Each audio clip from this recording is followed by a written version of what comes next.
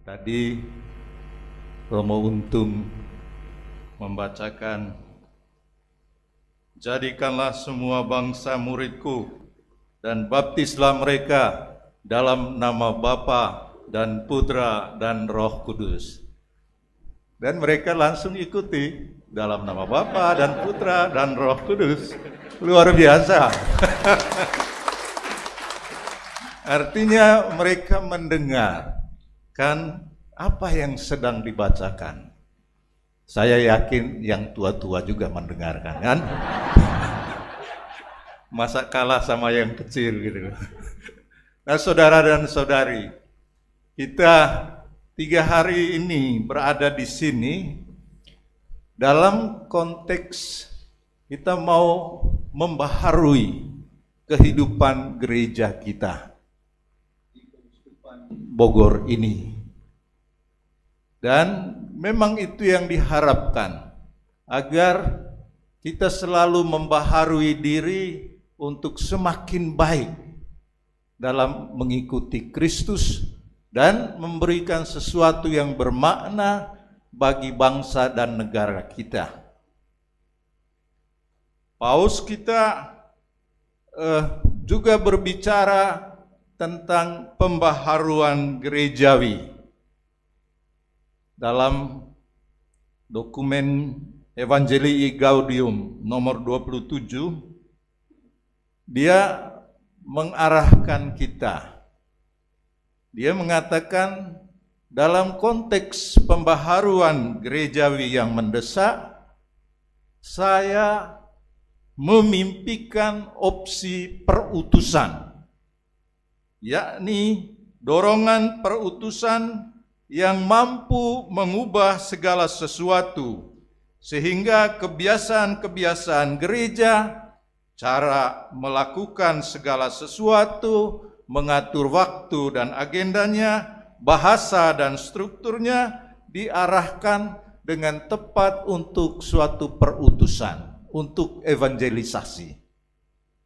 Ini opsi dia, dan dia mengajak kita sekalian. Karena pembaharuan bisa juga ada yang opsi pembaharuan liturgi, ada pembaharuan katekese.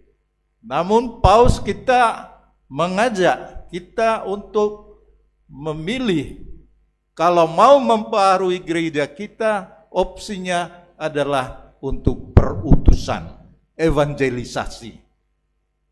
Nah, saudara dan saudari, pilihan perutusan, evangelisasi ini saya meyakini bertumbuh dan berkembang dalam sebuah gereja yang menyadari hakikat dirinya, jati dirinya sebagai gereja sinodalitas yang selama rekoleksi ini kita geluti. Gereja yang berjalan bersama.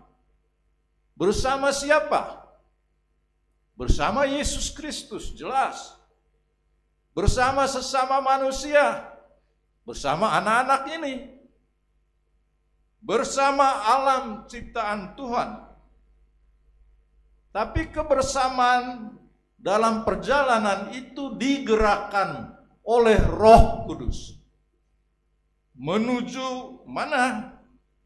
Ya, menuju persatuan yang abadi dengan Bapa di surga. Maka kita tidak sembarang berjalan.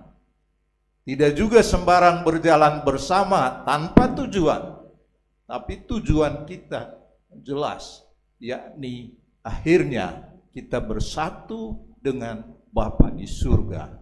Namun dalam perjalanan itu kita memulai persatuan dengan Bapa itu, dengan persatuan bersama Kristus di dunia ini, didorong oleh Roh Kudus, bersatu dengan sesama manusia dan juga alam ciptaan Tuhan ini.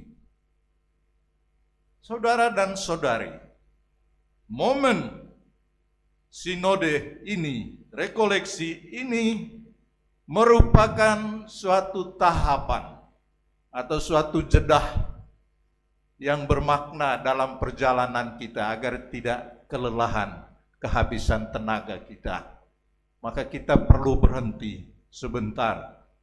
Kita perlu momen untuk merefleksikan, untuk melihat kembali.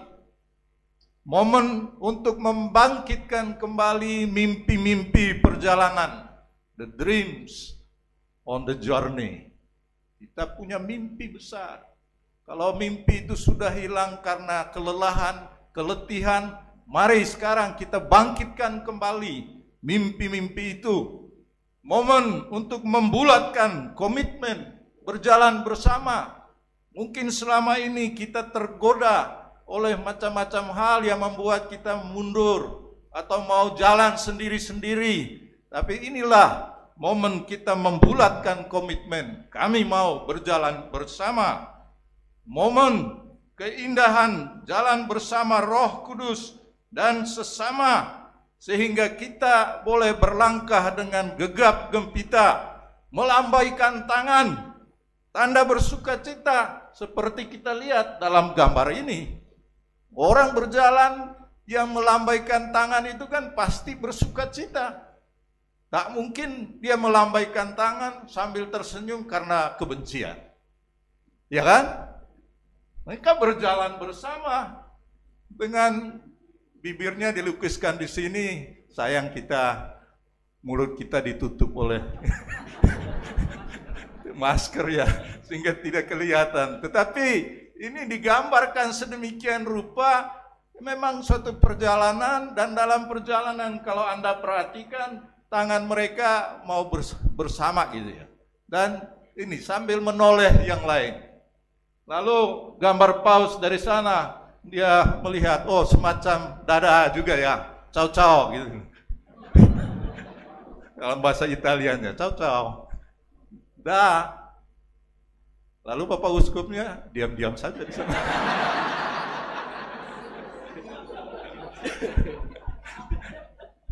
Kalau bahasanya Roma Fiction tadi, mendem gitu. Mendem karena gembira melihat, sambil tersenyum kan? Melihat itu. Jadi ini memang menurut saya momen inilah yang kita nikmati selama hari bersama ini.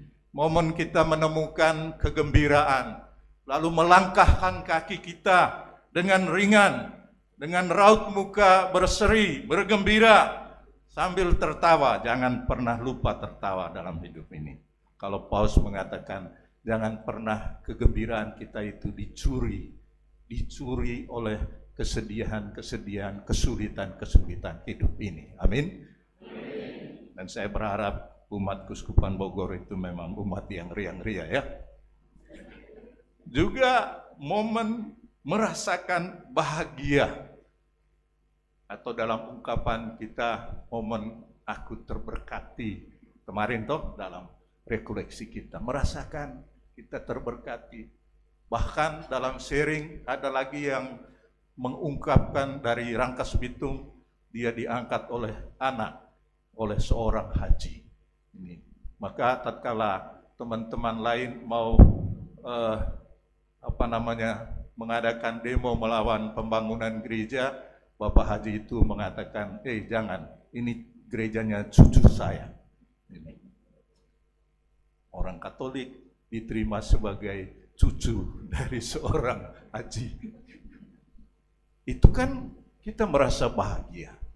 Dan momen ini sekali lagi saudara-saudari, momen kita bergembira, menemukan mutiara yang diungkapkan dalam keutamaan-keutamaan, kebaikan-kebaikan kita yang dirumuskan kebaikan sinodal, tapi juga menemukan dosa-dosa sinoda. Dosa-dosa itu bukan untuk membuat kita tertantang atau membuat kita sedih, tetapi menerimanya, oh ini kenyataan saya, maka saya mau memperbaiki dengan sebutan pertobatan sinodal kita.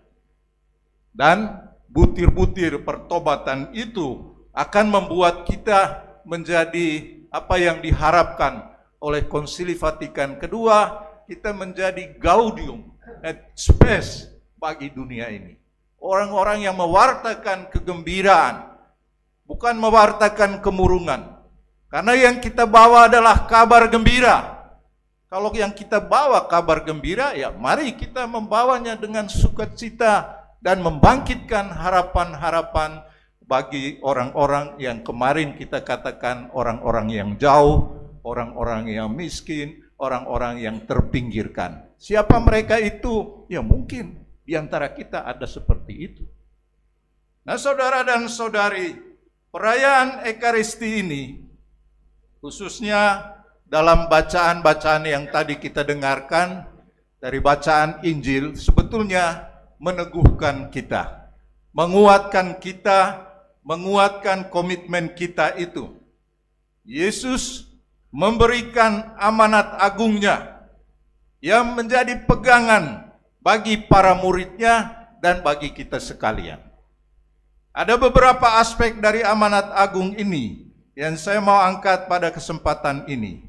Yang pertama, sebenarnya di sana diungkapkan tentang jati diri Yesus. Siapa dia? Yesus mengatakan,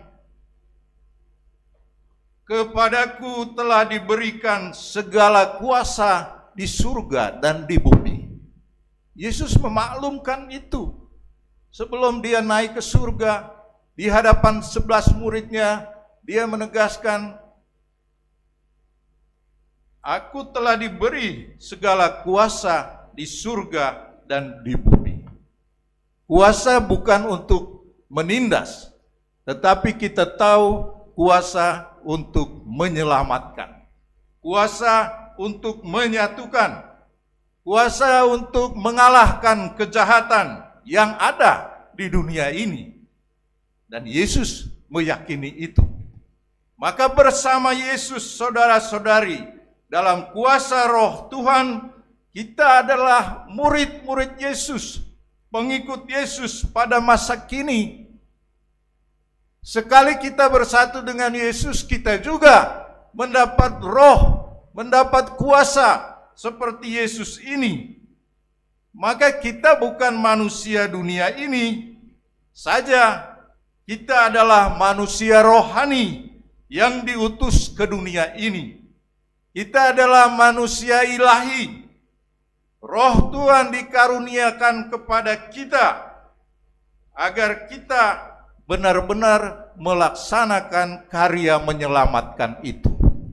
Maka saudara dan saudari, seringkali sudah kita ungkapkan juga dalam rekoleksi ini, bahwa kita tidak berhenti pada pernyataan ini, ya saya ini kan manusia biasa, maka saya tidak bisa menjalankan ajaran Yesus. Siapa bilang Anda manusia biasa? Anda manusia luar biasa, amin. Dengan baptisan, dengan krisma, penerimaan sakramen-sakramen itu adalah yang membuat kita menjadi manusia ilahi, manusia rohani. Sadarlah saudara-saudari, jangan terus-menerus melihat kita, oh saya hanya manusia biasa. Ya memang manusia biasa, tetapi dirahmati oleh Allah. Maka Anda memberi diri dibaptis, menerima sakramen-sakramen, karunia dari Tuhan. Itulah yang menguatkan kita. Dan Yesus tidak akan mengangkat kita selama kita di dunia ini.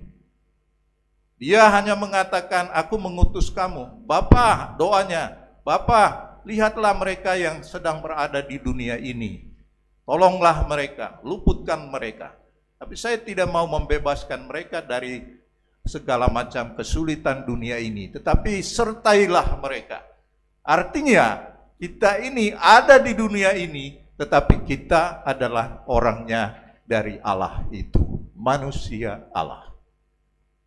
Jadi inilah identitas kita, jati diri kita seperti Yesus. Kita punya kuasa, kuasa mengalahkan kuasa jahat.